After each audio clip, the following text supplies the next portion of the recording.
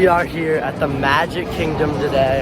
Right now we are rope dropping Space Mountain. I haven't been to this park in like 5 or 6 years, so I'm super excited to get back here and check out some of that Tron construction too.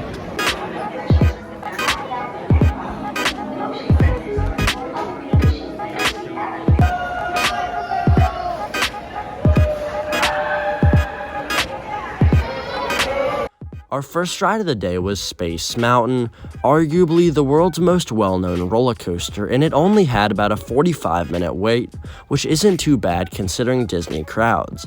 We got through the line, got assigned to the front row, I'm pretty sure on the Omega side, and this coaster really doesn't have eye-popping stats with a max height of just 90 feet and a top speed of just 27 miles an hour. However, when you're actually on the coaster, it feels like you could be going 60 miles an hour and be 200 feet in the air.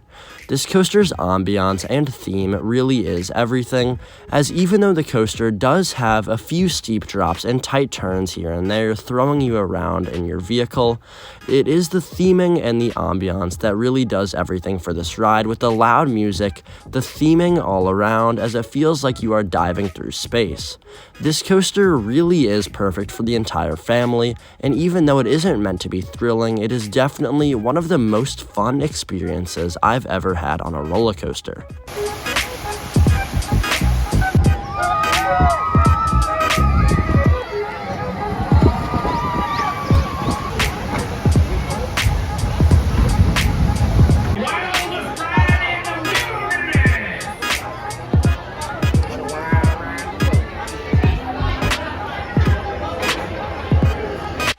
We then went and bounced around the Magic Kingdom, got some lunch, and rode a few smaller attractions such as It's a Small World, which actually pleasantly surprised me, and the Winnie the Pooh ride, which is always a fun classic.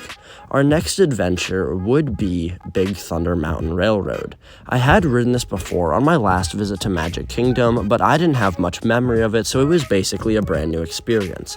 And it was just as fun, if not more fun, than Space Mountain. These two coasters share a lot of similarities, both in layout and how their stats are not impressive at all, but the ride experience is certainly enjoyable, and this was just another case of that, as even sitting in the middle, I still got popped out of my seat on a few drops, and the theming and overall atmosphere always leaves a smile on your face on this coaster.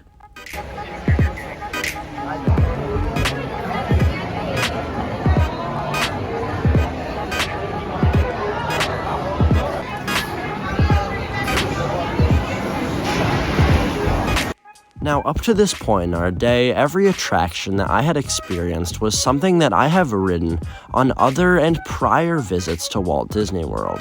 However, that all changed when I rode Splash Mountain. We got in line, and throughout the entire hour-and-a-half queue, I kept thinking to myself, how good could this actually be? It's just a log flume after all. And I really was only riding this because I knew that it was going to close in a few years to be transformed into The Princess and the Frog. However, that queue line was beyond worth it, as we got assigned to the back row, and this was one of the most overwhelming and surprising rides I have ever ridden. Its theming was immaculate. Around every turn, you felt like you were immersed into the overall experience, with the incredible soundtrack playing in the background that would be able to make every theme park enthusiast go crazy. And Splash Mountain's 3 drops are all downright insane, which in particular, the second and third ones actually threw me out of my seat, getting actual airtime on this unrestrained log flume. This ride really surprised me in every way possible, and honestly, this was my favorite ride at the Magic Kingdom.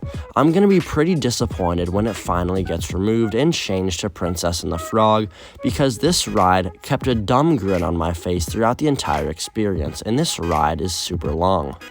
We just got off of Splash Mountain. We rode in the very back row, so we didn't get much wet at all, but that was a really fun ride. It's definitely a big bummer that they're taking it out, but as long as the replacement is even half as good, I'm sure it'll be a really good ride. And that would be the last attraction that we rode at the Magic Kingdom. Now, we only spent a half day there, and you can see our ride count of the day on the screen here. And even though that doesn't seem like much, we got on most of what we wanted to in the half day that we were spending there, as we then had to get to Animal Kingdom for the rest of the day. However, everybody obviously knows the Magic Kingdom for being the world's most magical theme park, but this place really is awesome. It was definitely slammed on the day that we visited, and every ride had almost an hour wait or above, but I still had a great time, and the Magic Kingdom is definitely an amusement park that I'll recommend to everybody. Even if you only care about the roller coasters, there are definitely some hidden gems here. Anyways, that's gonna wrap up this video. If you did enjoy, feel free to leave a like rating down below and subscribe for more content coming your way on Hangtime Thrills, as we will have many other vlogs uploaded soon on my experience at other Orlando theme parks during my spring break Florida coaster trip. Anyways, I'll catch you guys next time on Hangtime Thrills.